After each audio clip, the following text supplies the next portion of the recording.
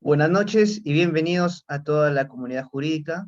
Buenas noches a todos los conectados aquí presentes. Buenas noches y bienvenidos a este espacio académico. Yo soy Henry Vicente, presentador del Instituto de Capacitación Jurídica. Y en esta oportunidad tengo el agrado de presentar la clínica jurídica Procedimiento Administrativo iniciado contra 13 empresas de e-commerce, crítica y observaciones. Para ello contamos con la grata presencia del doctor Rodrigo Peláez Ipanaque.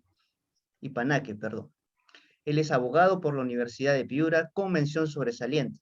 Cuenta con estudios de maestría en Derecho de la Empresa en la Universidad de Lima y cursos de especialización en Derecho de Consumo y de la Competencia en ESAN y la Universidad del Pacífico. Actualmente es asociado senior de la área de competencia, barreras burocráticas y dumping del Estudio Muñoz. En el ámbito académico, ha sido profesor del curso de tutela del consumidor en la Universidad de Lima en el año 2014 y el Derecho Administrativo en la UDEP en el 2010. Cuentan con diversos artículos académicos publicados y ha participado en diversas ponencias sobre las materias de especialidad. Bueno, estos son algunos aspectos en la trayectoria académica y profesional de nuestro invitado y hoy está aquí para compartir con todos nosotros un poco de su experiencia en esta clínica jurídica titulada Procedimiento Administrativo iniciado contra 13 empresas de e-commerce, crítica y observaciones. Así que agradecemos la presencia del doctor y desde aquí le enviamos un cordial y afectuoso saludo y así como a todos los que están conectados con nosotros. Sin nada más que agregar, le doy el pase y bienvenida a nuestro docente invitado para que pueda comenzar con su ponencia. Muy buenas noches. De acuerdo, gracias por la invitación primero y por la presentación. De hecho, no es la primera vez que hago una ponencia, una presentación con ustedes, ¿no? Todo el año pasado hemos estado coordinando varias ponencias, varios congresos, pero este año sí es la primera vez que vamos a conversar sobre un tema que es un tema bastante interesante. De hecho, muchos recordarán a mediados del año 2020, exactamente el 20 de julio del 2020, que amanecimos ese día con la noticia. Obviamente estábamos en plena pandemia, ¿no? Con las medidas de cuarentena más estrictas, y amanecimos con una novedad en la prensa, en la radio, en la televisión. La novedad era que Indecopi, el Instituto de Defensa de la Competencia y la Propiedad Intelectual, había iniciado un procedimiento administrativo sancionador por la propia iniciativa de esta autoridad administrativa contra 13 empresas de e-commerce, contra 13 empresas que realizaban ventas a través de canales digitales, ¿no? Este es el primer punto que quisiera comentar en esta breve conversación que vamos a tener sobre este caso, que es un caso hasta cierto punto emblemático, porque es la primera vez que de oficio se incluyen a tantas empresas que realizan ventas por el canal del e-commerce. ¿Pero qué es el e-commerce? El e-commerce justamente es esto, ¿no? La venta a través de canales digitales, ¿no? Que entra mucho en boga a raíz justamente de la pandemia por el COVID-19. Lamentablemente, todos los locales comerciales, las tiendas físicas de las empresas cierran justamente por las restricciones dictadas por el gobierno, y el único canal habilitado para seguir realizándose este tipo de transacciones, este tipo de venta de productos, era justamente el e-commerce, ¿no? Muchas de las empresas, de hecho nosotros asesoramos a varias empresas en ese sentido, tenían ya un canal de e-commerce, pero que no lo explotaban adecuadamente. Y muchas otras no contaban con un canal de e-commerce. La pandemia los obligó a migrar de las tiendas físicas a este canal digital de ventas por internet, ¿no? A través de tiendas virtuales. Indecopi, en una buena iniciativa, porque yo considero que sí fue una buena iniciativa, y a efectos de tutelar el derecho de los consumidores, hace una investigación y determina que habían indicios de que se podrían haber incurrido en infracciones en temas de protección al consumidor. Específicamente, a la ley 29571, Código de Protección y Defensa del Consumidor. Hace una investigación a través de la Gerencia de Supervisión y Fiscalización y decide finalmente iniciar este procedimiento de oficio por su propia iniciativa en julio del 2020. ¿Qué imputa contra las 13 empresas? Imputa una presunta infracción al deber de idoneidad, considerando que muchas de las ventas realizadas a través de los canales de e-commerce no habían sido entregadas dentro de las fechas programadas, ¿no? En términos muy simples, muy sencillos, se define el deber de idoneidad como la correspondencia entre lo que un consumidor espera, lo que es la legítima expectativa de un consumidor, y lo que finalmente recibe por parte de los proveedores. Si hay correspondencia entre lo que esperaba recibir y lo que finalmente recibe, no hay infracción al deber de idoneidad. Si no la hay, sí habría una infracción. En este caso, la infracción sería porque tenía la expectativa del consumidor de recibir el producto comprado por la tienda de e-commerce en una determinada fecha y finalmente, lamentablemente, eso no sucedió así. Se incluyen a 13 empresas de diferentes sectores, ¿no?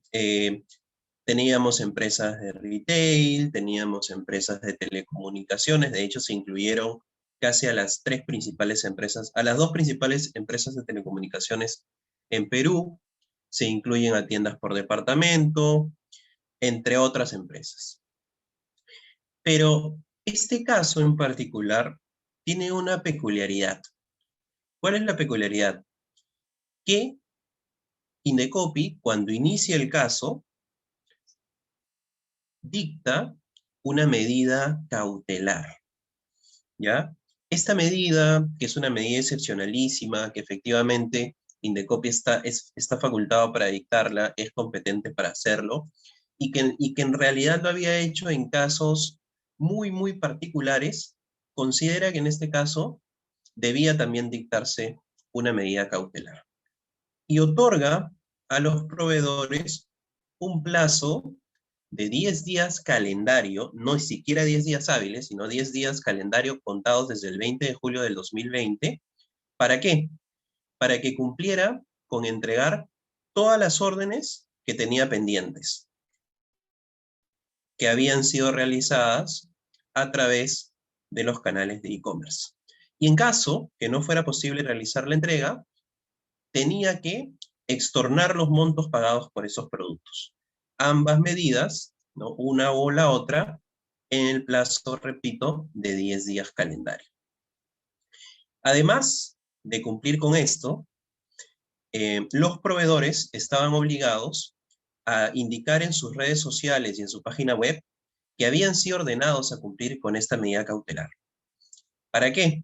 Para que los consumidores pudiesen conocer que tenían este derecho a pedir la devolución de lo pagado por sus productos o a exigir que los productos que aún no habían sido entregados lo fuesen dentro de ese plazo, ¿no? A ver, primera crítica y primera pregunta que yo haría, ¿era realmente necesaria esta medida cautelar? O sea, estamos frente a un caso donde realmente se verificaban y se cumplían los requisitos para dictar una medida cautelar de esta magnitud y de este tipo. ¿Y por qué?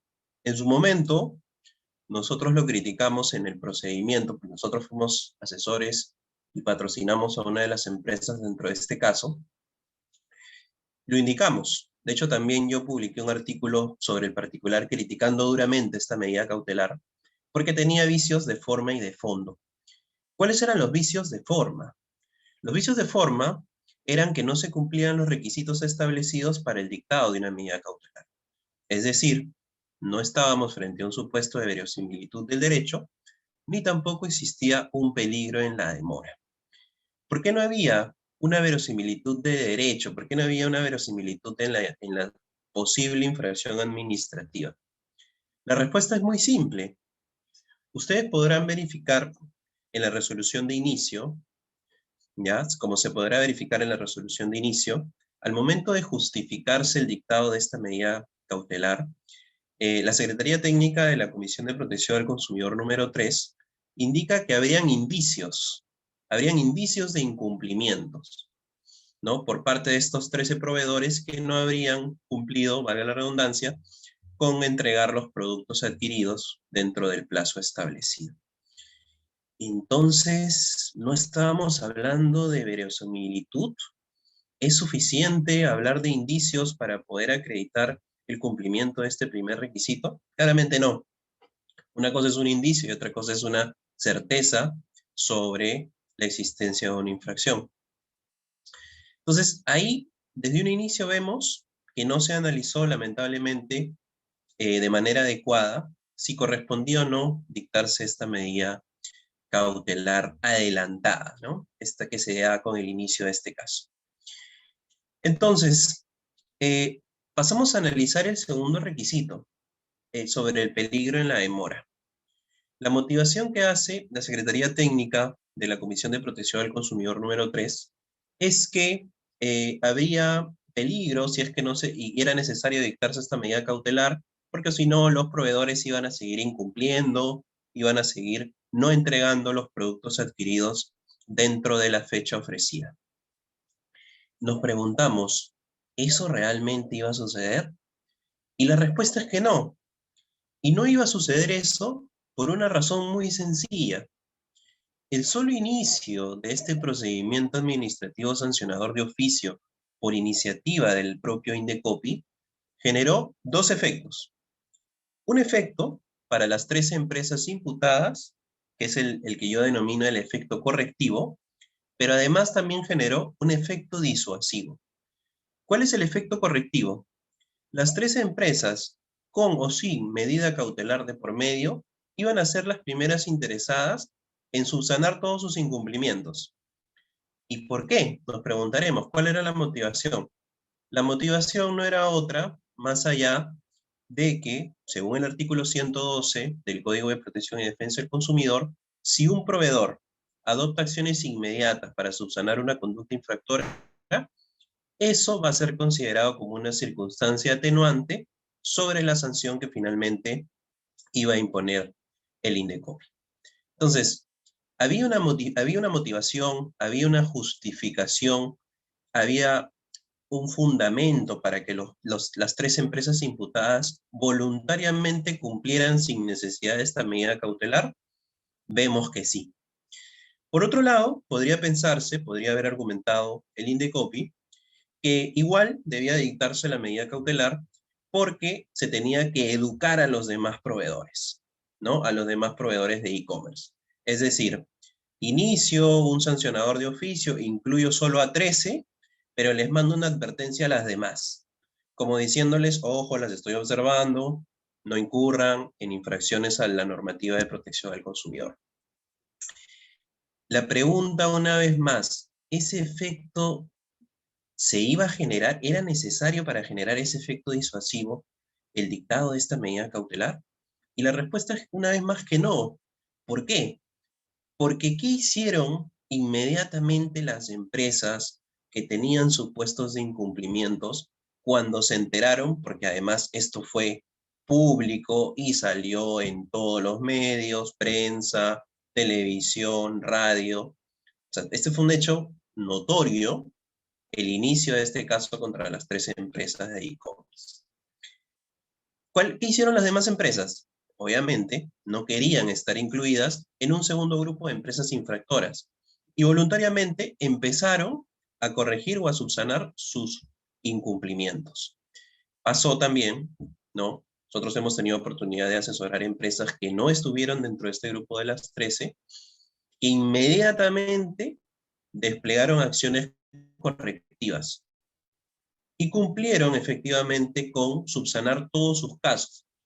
Por mencionarles solamente la cantidad de casos que podía tener una empresa que no fue incluida dentro de este grupo de los 13 y que subsanó aproximadamente en un lapso de un mes y medio. 12.000 casos de incumplimientos. Y lo subsanó. Y lo subsanó. Y la estrategia en ese caso, ¿no? Porque se nos consultó a nosotros también, ¿qué hacemos? Mira, no queremos entrar dentro de este grupo de las 13. Reputacionalmente esto nos golpea mucho, golpea la marca. Sí, la respuesta fue, lo que tienes que hacer es, empieza a gestionar la solución de esos 11.000 casos. Y se hizo. Se hizo y se informó periódicamente a la Gerencia de Supervisión y Fiscalización del Indecopi, y el tema quedó ahí, no pasó a mayores, no se inició ningún tipo de procedimiento sancionador contra estas empresas. Y este es un ejemplo real, este es un ejemplo que pasó, o sea, no es un tema inventado. Este efecto disuasivo que se generó con el solo inicio del caso no me lo estoy inventando yo, no es que a mí me parece, eso es algo que pasó. O sea, como les digo, yo les hablo desde mi experiencia asesorando y patrocinando a una de las empresas de las 13 de e-commerce, así como asesorando y patrocinando a otras que no fueron incluidas y que cumplieron y subsanaron sus incumplimientos a raíz del inicio de este caso, ¿no? Entonces, finalmente, parece que lamentablemente se fue un poco de la órbita del Indecopi a analizar la naturaleza excepcional que debía cumplir esta medida correctiva, esta medida cautelar, perdón. Y entrando ya a analizar el fondo de los términos dictados por la medida cautelar, también detectamos vicios. ¿Y por qué? El primer vicio, como les dije yo en un primer momento, era el plazo otorgado.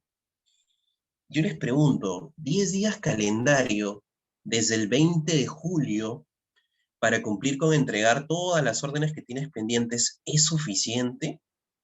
Al menos no debieron entregarse 10, al menos no debieron darse 10 días hábiles. Ideal hubiera sido 15 a 30 días hábiles, pero al menos ya. Si querías dejarlo en un número de 10, no debieron ser 10 días no calendarios sino hábiles.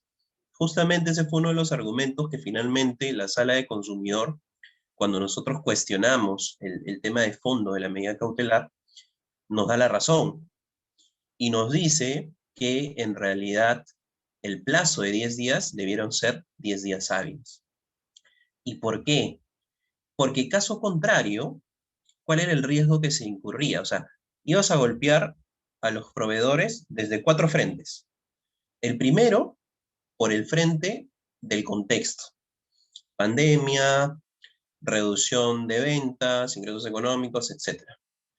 El segundo frente por el cual ibas a golpear a los proveedores iba a ser el tema de que iban a tener que contratar personal para cumplir con la medida cautelar dentro del breve plazo dado por el Indecopi. El tercer frente iba a ser que si no cumplías con la medida cautelar o no la cumplías de manera completa, ¿qué iba a pasar? Te exponías a una multa de 3 UITs. Y finalmente, el cuarto frente, con el cual ibas a golpear a los proveedores, era el frente de la multa a imponerse dentro del marco de ese procedimiento de oficio principal.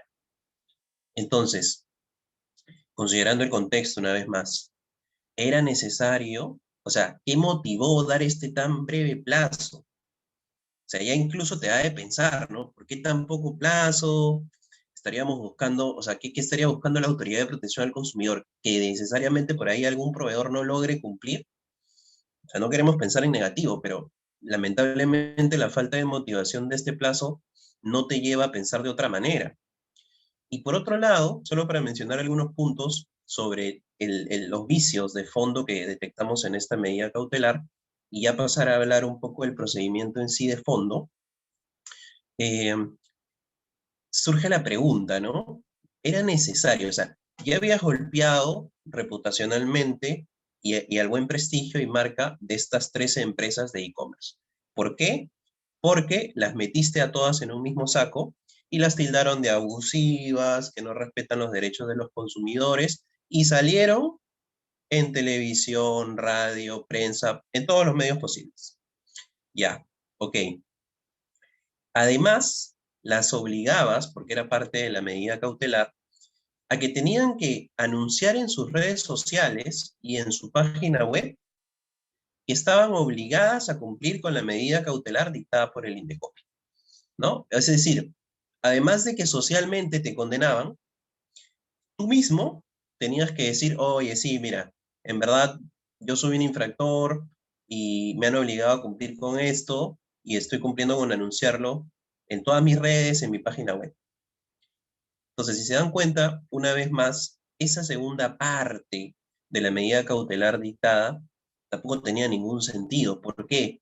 Porque si lo que se buscaba con eso era que los consumidores conocieran que tenían ahora la oportunidad de recibir sus productos dentro del plazo, perfectamente se enteraron la gran mayoría, por no decir todos, con todo el despliegue de prensa que hizo Indecopi con el inicio de este caso. Entonces, una vez más, esta medida cautelar, ¿no? De fondo fue bien dictada, además de que no cumplía con los requisitos de forma, de fondo fue bien dictada. La respuesta es que lamentablemente no. Y ya para cerrar un tercer punto sobre vicios en la forma, en el fondo de esta medida cautelar, estaba el hecho de que la investigación que hace la GCF, la Gerencia de Supervisión y Fiscalización, iba solamente hasta el 19 de junio del 2020. Sin embargo, la medida cautelar ordenada fue ordenada hasta pedidos u órdenes pendientes de entrega y con fecha de vencimiento al 20 de julio. Es decir, me investigan hasta el 19 de junio, pero me ordenan entregar todos los productos, todas las órdenes pendientes hasta un mes después. Ya, y ahí vemos un tema gravísimo de falta de congruencia. Es decir, están presumiendo que me investigan por un periodo, pero durante un mes, luego de ese periodo, yo también seguí incurriendo en incumplimientos, ¿no? Entonces, con mayor razón, más gasto, más órdenes, más personal para poder cumplir con esto, para no ser multado, para no ser sancionado. Eso en cuanto a lo que son críticas, observaciones sobre la medida cautelar dictada. Como les digo, en conclusión, esta medida cautelar no fue bien dictada, creo que hubo una buena intención, pero como les he comentado, no cumplía los requisitos de forma y de fondo también tenía graves deficiencias. Pasando ya al análisis del procedimiento, ¿no? ¿Qué detectamos? ¿Qué vimos? ¿Qué alertamos al Indecopi? ¿Qué le dijimos? Que la GCF, la Gerencia de Supervisión y Fiscalización, hace una investigación preliminar, pero no la culmina. Y no la culmina, al menos de cara al cliente que a nosotros nos tocó asesorar, porque estando aún vigente esa investigación y habiéndonos habiéndonos trasladado un requerimiento de información y pidiendo prórroga para responderlo, en ese interín inician el caso. Es decir, para que quede claro, la supervisión era la supervisión 123 que motivó el inicio del expediente 456. Sin embargo, pese a que la supervisión 123 aún no había sido culminada por la Gerencia de Supervisión y Fiscalización, pese a ello, me inician un sancionador. ¿Qué pasó? Se apresuró la Secretaría Técnica de la CC3, lo presionaron, no sé, necesitaban sacar algo en la prensa, no lo sabemos, pero de que eso no estuvo bien, no estuvo bien.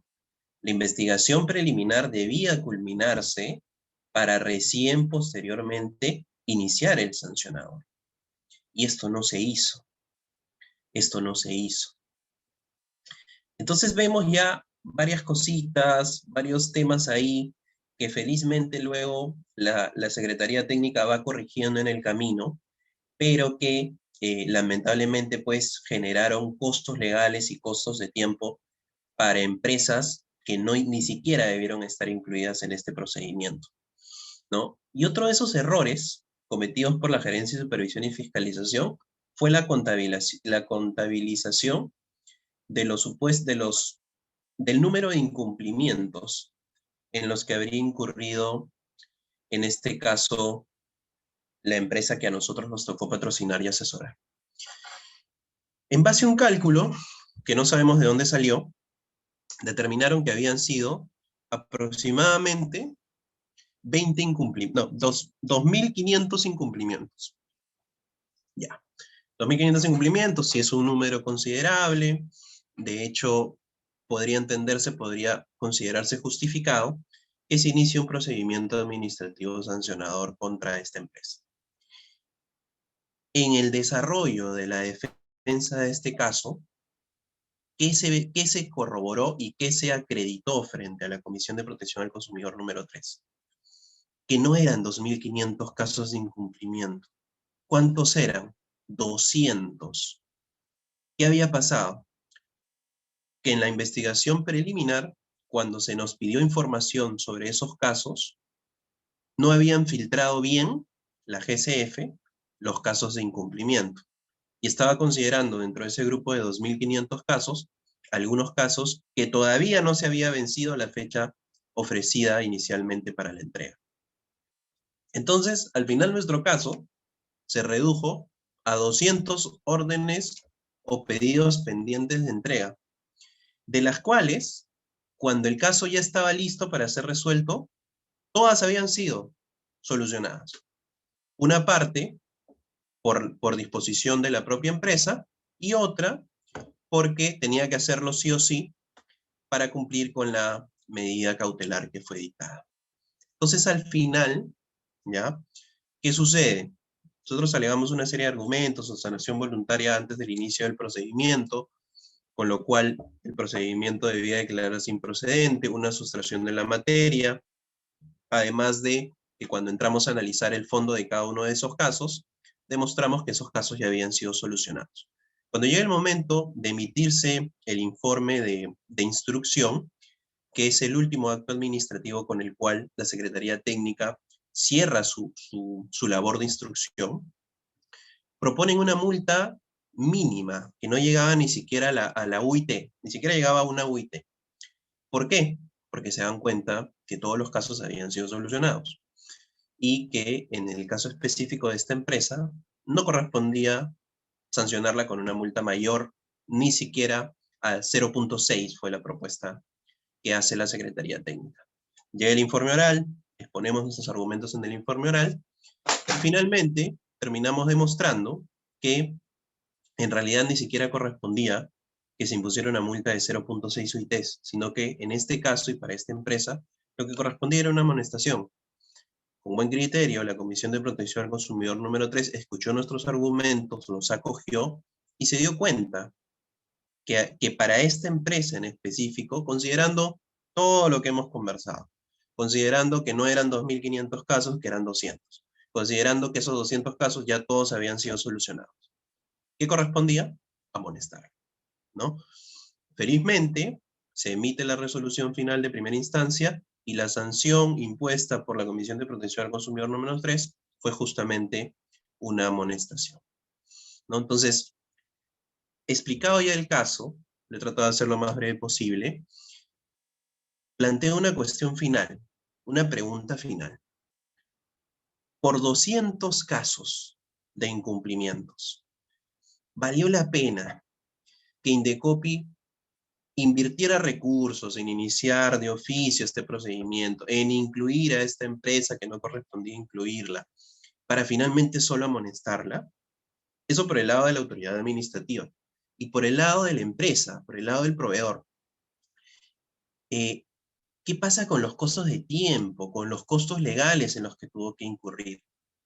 O sea, ¿dónde queda la afectación reputacional, la afectación a la marca que sufre? No tiene sentido. O sea, si lo vemos por un lado o por el otro, esto no fue eficiente iniciar un sancionador de oficio contra esta empresa al menos.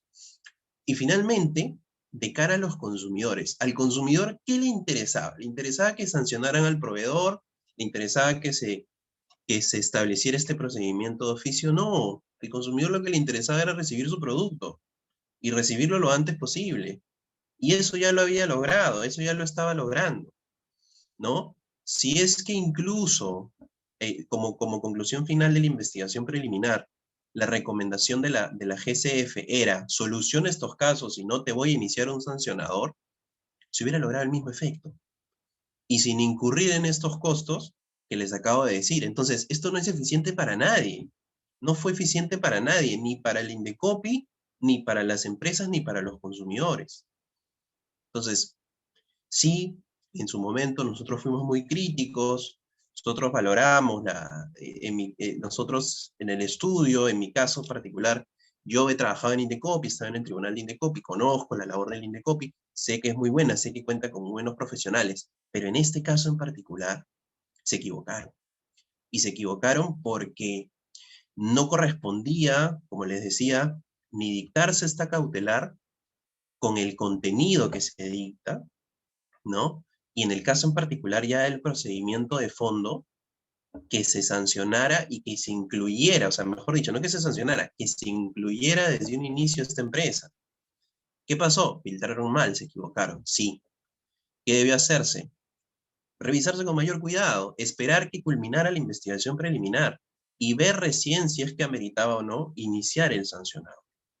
Esto no se hizo, lamentablemente, y al final se perdió tiempo y recursos, como les repito, no solamente por parte de la Autoridad Administrativa de Consumo, sino también se afectó a las empresas e incluso a los propios consumidores. Eso era un poco lo que les quería comentar en esta oportunidad, en esta noche. Les agradezco por el tiempo y si tuvieran alguna pregunta, encantado de absolverla. Muchísimas gracias, doctor. Tenemos una pregunta que nos dejaron en el cajón de preguntas, la cual es, ¿las medidas de apremio fueron alcanzables? Me imagino que cuando se refieren a medidas de apremio, se refieren específicamente a la medida cautelar que fue dictada. Sí, o sea, los proveedores tuvieron que ver cómo hacer, ya tuvieron que hacer literal malabares, contratar personal, encima golpeados por la crisis económica, para tratar de cumplir. Y tenían que cumplir porque si no iban a ser multados con 3 UITs. Entonces, tuvieron que hacerlo, tuvieron que agenciarse, tuvieron que contratar más personal, ver cómo hacer para hacerlo, para cumplir con los términos de la medida cautelar dictada, más aún en este plazo pues brevísimo de 10 días calendario, ¿no?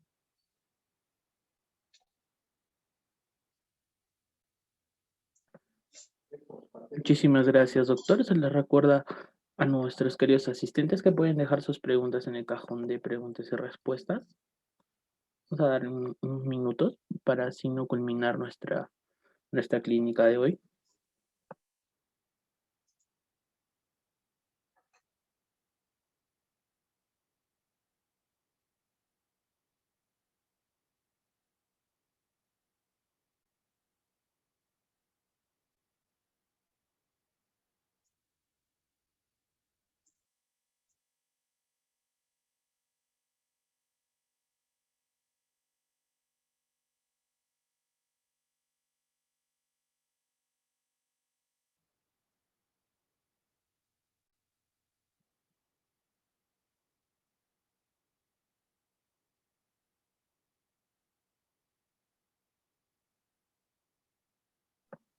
Bien, doctor, tenemos una última pregunta que nos llega en el cajón de las preguntas y respuestas y dice, ¿por qué se menciona que no hubo una necesidad en tanto como usted menciona se hizo justicia? Nos llega la pregunta de uno de nuestros asistentes el día de hoy. ¿Por qué no hubo necesidad? Porque, a ver. Como yo les mencioné, Indecopi está facultado efectivamente para velar por los intereses y por los derechos de los consumidores. A mí me parece súper bien, de hecho, tiene que haber un equilibrio, no solamente todo debe ser a favor de las empresas. Los consumidores tienen derechos y estos deben ser protegidos y deben ser amparados. El consumidor debe saber qué derechos tiene, ¿no? Efectivamente, ¿no? Habían empresas que sí, podían haber incurrido en una serie de incumplimientos, ¿ya? En el caso particular de la empresa que a nosotros nos tocó asesorar, no era así. Como les digo, ni siquiera eran 2.500 casos de incumplimientos. Se redujeron a 200 y al final todos los casos habían sido solucionados cuando se emitió la resolución de primera instancia. Pero digamos, ok, había otras empresas que sí tenían un mayor número de órdenes o pedidos pendientes de entrega. Ok, se hizo una investigación preliminar, no lograron acreditar el cumplimiento, correspondía que se les inicie un procedimiento administrativo sancionador como este. Ok, está bien. Pero entonces aquí viene la pregunta, y eso es un poco lo que yo quería exponer en esta noche, ¿no? Ya, ok, te inició el sancionador, vas a tener un plazo para presentar descargos, dentro de las circunstancias atenuantes que tú vas a poder alegar, está el hecho de que adoptaste acciones correctivas inmediatas, porque así lo dice el artículo 112 del Código de Consumo. El proveedor que adopte acciones correctivas inmediatas, esa acción va a ser considerada como una circunstancia atenuante. Entonces, era necesario, y esta sí es mi crítica más férrea sobre este caso. Yo no critico que hayan iniciado un sancionador de oficio contra algunas de las empresas. Sí, no era justo, no correspondía que le iniciaran contra la empresa que a mí me tocó patrocinar, pero respecto a los demás, de repente sí, no lo sé, no conozco esos casos en detalle. Pero mi crítica va por el lado de la medida cautelar que se dictó. ¿Por qué apresurarnos? ¿Por qué si recién está iniciando el caso, ya presumo que todos son infractores? Ya presumo que todos son culpables sin haberlo juzgado, ¿no? Tenemos que tener en cuenta que en el procedimiento administrativo hay un principio que se llama el principio de presunción de licitud, que es un principio que se deriva del principio o garantía constitucional de la presunción de inocencia. Por el principio de presunción de licitud, se presume que todo administrado actúa conforme corresponde, de manera lícita, salvo prueba en contrario. Entonces, al dictarse esta medida cautelar adelantada, en base a indicios, como les dije, sin verosimilitud de la infracción, y sin quedar demostrado que había un peligro en la demora, ¿qué pasó con este principio? No lo vieron, no lo aplicaron, ¿no? Entonces, insisto, solamente para cerrar, iniciar este caso de oficio hubiera sido suficiente para que las empresas infractoras, las empresas imputadas, perdón, en ese momento todavía no eran infractoras, corrigieran su conducta, tenían una motivación para hacerlo. Y sobre las que no habían sido incluidos en ese grupo de los 13, obviamente no esperaban ser incluidas en un segundo grupo. Entonces, ¿qué iban a hacer? Iban a empezar a solucionar todos sus casos pendientes, todas sus órdenes o productos pendientes. ¿Cómo se iba a lograr eso? Con el solo inicio de este procedimiento administrativo sancionador de oficio. La cautelar dictada, totalmente innecesaria.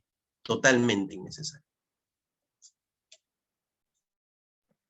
Muchísimas gracias, querido doctor, por su excelente análisis, siempre muy preciso como siempre. Esperamos contar con usted para una futura oportunidad en los proyectos del Instituto de Capacitación Jurídica. Y a nuestros queridos espectadores también muchísimas gracias por su presencia.